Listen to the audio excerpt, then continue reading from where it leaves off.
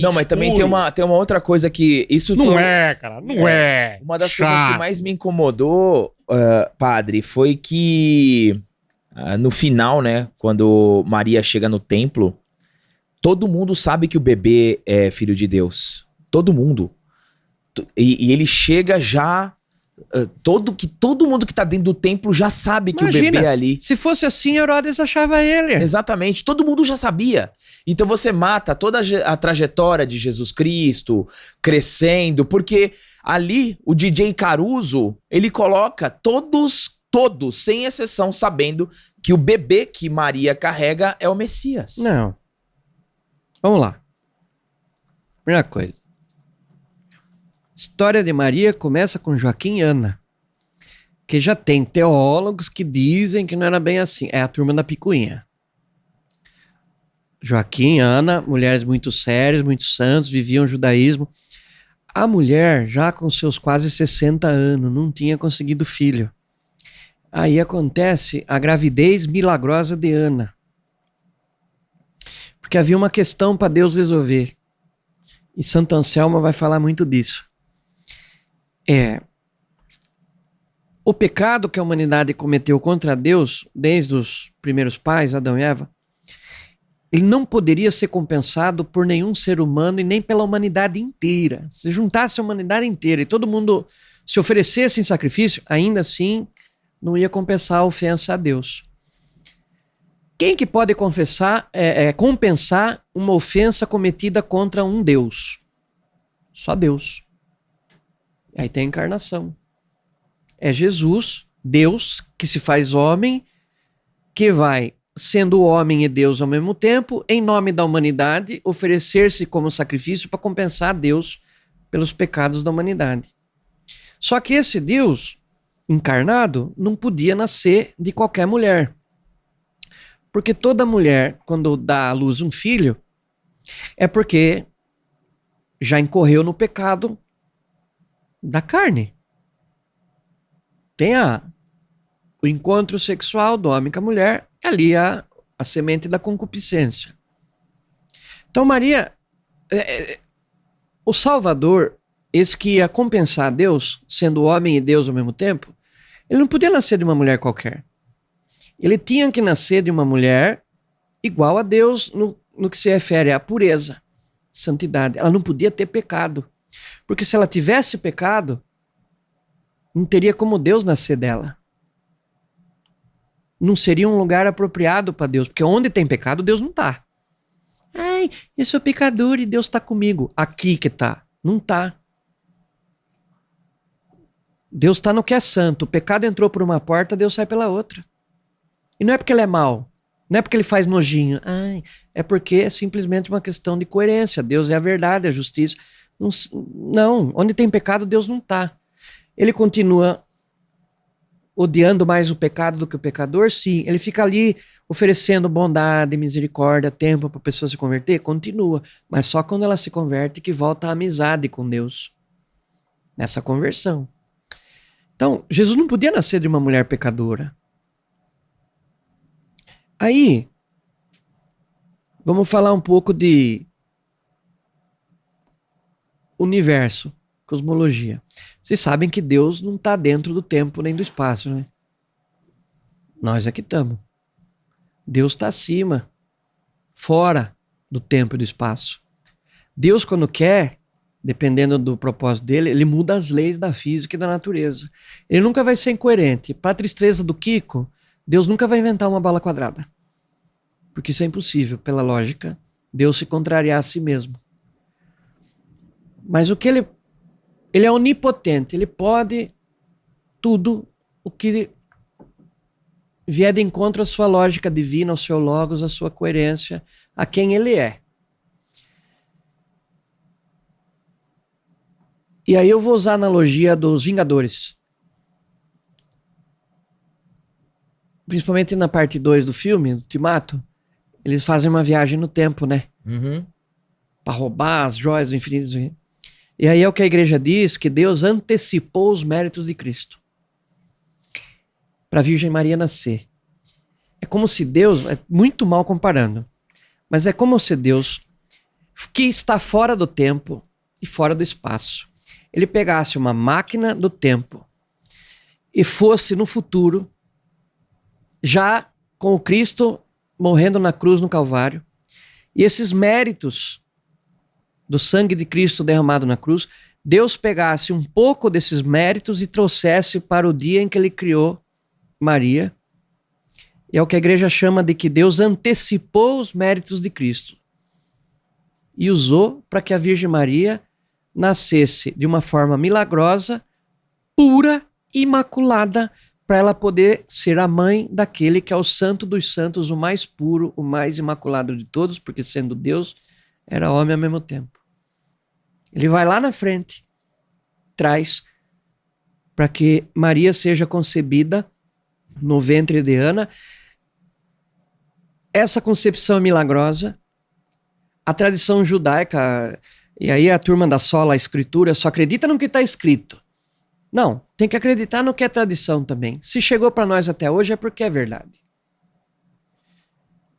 Um encontro de um único beijo num certo portal lá de Nazaré, entre Ana e Joaquim, dessa pequena manifestação de amor e de tanto que eles rezaram pedindo para uma descendência, e por serem tão santos eles mesmos, de perseverarem na fé, Joaquim e Ana, Deus os achou digno de fazer esse impossível de numa pessoa, uma mulher de quase 60 anos, como se dizia naquele tempo, uma mulher de ventre seco, nascer a mulher mais pura e perfeita que já existiu. Só que eram velhos. Ana morreu quando Nossa Senhora tinha mais ou menos 6 anos de idade. Era a idade que começava o que a gente diz hoje de catequese, a escolinha bíblica. Era a idade com 6 anos que se mandavam já as crianças para o templo, meninos, meninas, para aprender a ler, escrever. Na tradição muçulmana, quando o arcanjo Gabriel foi contar sobre a Anunciação, Maria estava lendo a Bíblia. Não, digo, na tradição católica, estava lendo a Escritura. Na tradição muçulmana, Maria estava recolhendo água no poço para se usar no templo. Com 6 anos, mais ou menos, né? É tudo mais ou menos. Sem mãe, pai velho, como dar conta de uma criança? Colocaram Maria aos cuidados dos parentes Isabel e Zacarias, que era sacerdote do templo. Então ele era um padre, vamos dizer assim, um pastor, e Isabel era parente de Ana e Joaquim. Olha, fica com a menina aí no templo, tá, Maria? Você vai ficar aqui com o tio Zacarias, com a tia Isabel. Você vai ler, escrever, aprender, vai estudar a palavra. Você vai servir no templo, você vai aprender a lavar, a passar, a cozinhar, você vai rezar, vai ter uma vida santa, né? E Joaquim morreu, o pai de Maria, mais ou menos quando ela já estava aí, uns 20 anos de idade, depois de casada com José. Pelo menos é o que eu No filme ele é assassinado. Então, Ele é assassinado Toma por uma uma estocada, espada. toca uma Ele é estocada. empalado por uma espada por trás. Eduardo Duzec, aventura. Sabe? A gente entende que tem mártires na igreja, mas ele já era velhinho demais para isso. Já ter sofrido muito. Não sei. Pode ser que sim. Não é o fundamental. Pode ser que o cara colocou no roteiro para dar uma emoção, né? Mas o fato é que dos 6 até os 13 anos, Maria foi criada no templo.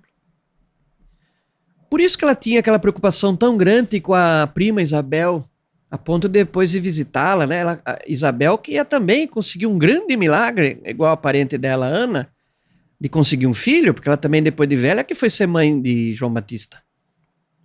O precursor, né? O que veio antes para anunciar a chegada de Cristo. Mas Maria fica no templo lá na sua infância. E não era que tinha uma classe inteira. Não era todo mundo que tinha tio sacerdote. Não era todo mundo que a mãe morria que tinha que ir para um templo para ficar morando lá. Não era Harvard que você manda seus filhos, pô. Aconteceu assim. E nesses acontecimentos ela foi sendo preparada em tudo. E vou dizer outra coisa para vocês. Atenção, hein? Você do corte aí, ó. Ó, você do corte aí. Esse negócio de que Maria ficou surpresinha, com dileminha, e negaciando, aceito, não aceito, aceito, não aceito. Não é o que a igreja ensina sobre Nossa Senhora. Ela ficou confusa? Ficou. Como muitas vezes hoje Jesus pede coisa pra mim que eu faço assim, não tô entendendo. Mas eu vou fazer, já que você tá falando, eu vou fazer. Quando Gabriel falou pra ela, vai ser você percebeu que você foi preparada pra isso? Você entendeu isso? Ela fala, entendi. Então aceito, seja feita em mim a vontade de Deus. Pronto. Foi corajosa, não titubeou, não gaguejou, não peidou na farofa. Desde meninota. Foi forte, sabia o que Deus queria pra ela e soube colocar isso, dar o sim dela, com plena consciência. Sabia como tudo ia acontecer? Não. Se você contasse pra ela que ela ia ter que morar uns anos no Egito, ir e voltar, se dissesse pra ela que ela ia sofrer tanto, se dissesse pra Maria que aquele menino que ela carregava nos braços, ela ia carregar nos braços morto depois de um festival de horrores que foi a crucifixão, ela não sabia talvez de tudo isso. Mas ela aceitou mesmo sem saber de nada. Né? Então ela foi preparada para isso.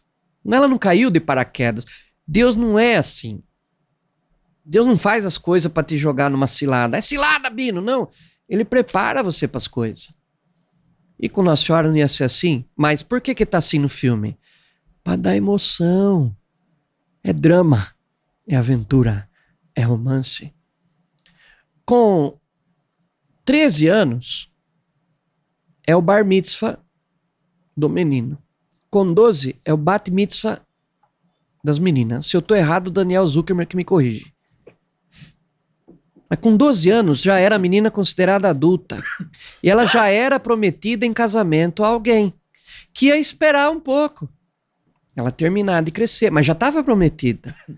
E estava prometida a José, que não tinha a mesma idade dela. No filme ele tem quase a mesma idade dele. É. Por quê? Porque o que se quer passar para essa geração de hoje, por isso que eu digo, o filme é para um público dirigido. Que você, menino, você, menina, vocês têm que estar junto. Vocês têm que estar parceiro, porque senão vocês não aguentam vencer o mundo. O propósito é bom, mas na história não foi assim. José tinha o dobro da idade de Maria. Quando ela estava com 12, ele devia estar por volta de 24, 25. Há quem diga até que ele já era viúvo de um primeiro casamento. Tem livros apócrifos dizendo isso. Sabemos? Não sabemos. De novo, é fundamental? Não é. Quem quiser fazer picuinha, faz. Quem quiser, fica com o fundamental. Um homem bom, trabalhador, autônomo, porque ele tinha a própria carpintaria dele. Não era CLT? Não era CLT. Era PJ. Era PJ e vivia perdendo concorrência para fazer os móveis lá do Palácio de Herodes, porque sempre alguém chegava primeiro. Mas ele trabalhava lá na oficininha dele, tranquilinho. E um dia o sacerdote Zacarias chegou para ele e falou: José, você tá aí com 30 anos, não é bom homem ficar sozinho. Olha aqui nossa parente, nossa sobrinha aqui, Maria, moça tão boa, bonita, virtuosa, uma bela varoa. E José falou assim: por que não, né? Ficar aqui também. Bom, o dobro da idade. Com 13, 12 já era adulta. Já apresentam José. Olha, Maria, esse aqui vai ser seu marido. É, no filme a Maria questiona a mãe, né? Fala, você vai me vender como um cavalo? Ana tava morta. A Ana já nem tava lá mais quando apresentaram José pra Maria. E naquele tempo era assim. Olha, é da casa de Davi. É da linhagem sacerdotal. É da linhagem nobre. Casa. É descendente de Davi. Como rejeitar um homem desse, gente? Não era um Zé Ruela lá. Descendente da casa real. Se Israel, amanhã, o Império Romano é derrotado, se restaura o reino de Israel, você faz parte da nobreza, ele é da nobreza. Um homem independente, olha, ele tem uma oficina, tudo que ele precisa, tudo que você precisar, ele vai te dar, vai te segurança, paz, honra, tudo ele vai te dar, ele vai dar a vida por você. Como que ela ia ficar questionando e revoltada? José era um homem bom. É descrito na Bíblia como um homem justo. Ou seja, santo, justiça na Bíblia é santidade. Um homem que vive da verdade, que vive do trabalho, que é honesto. Não teve Maria esses dilemas. E quando já era apresentada ao futuro marido, já era considerada esposa. Ninguém mexe, ninguém toca, ninguém troca. E o homem já começava a viver como se casado fosse, preparando a sua casa para receber sua esposa. Ela ficou ainda no templo provavelmente mais uns 2, 3 anos. 14, 15. Teve as cerimônias, os ritos, para fazer dela verdadeiramente esposa de José, conforme os ritos do judaísmo. Só que aí teve um, entre aspas, problema, que para muitos é problema, mas para quem tem fé é provação, é sinal da ajuda de Deus na vida dele. Engravidou. Por obra do Espírito Santo. Sem conhecer homem algum. Porque era o tempo, era a hora, era a plenitude dos tempos. E precisava ser assim. E aí o filme vai abusar disso. Sem fundamento nenhum. Dizer que ela correu o risco de ser apedrejada. Não teve isso. Não teve. Não teve porque José, como homem íntegro que era, não quis expor Maria, mas um dedo mindinho. Queria que as pessoas tivessem desconfiança de que ela estava sendo a errada na história. Não quis manchar a pureza de Maria com mau julgamento dos maus. José é avisado em sonhos. A Bíblia diz por anjos. Mas quem que é o mensageiro dessa história toda? É Gabriel. Pode ser que seja ele. No filme ele é avisado depois de tomar uma pedrada na cabeça e ficar inconsciente. Não, mas ele não mostra. E não mostra. Ele dá a pedrada, aparece o anjo e corta a cena. Pedrada? Mas é Golias ou é José, pô? É. Que pedrada?